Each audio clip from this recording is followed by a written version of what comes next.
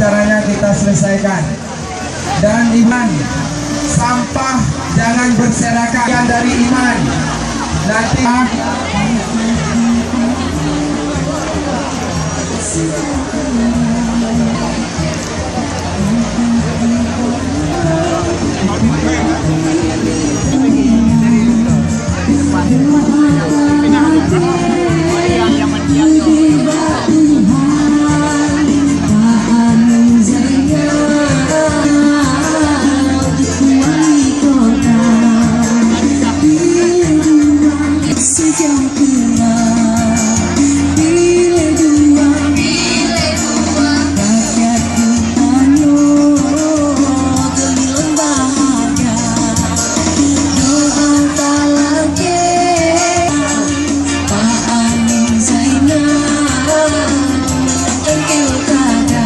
sekali lagi mohon perhatian kepada koordinator masing-masing.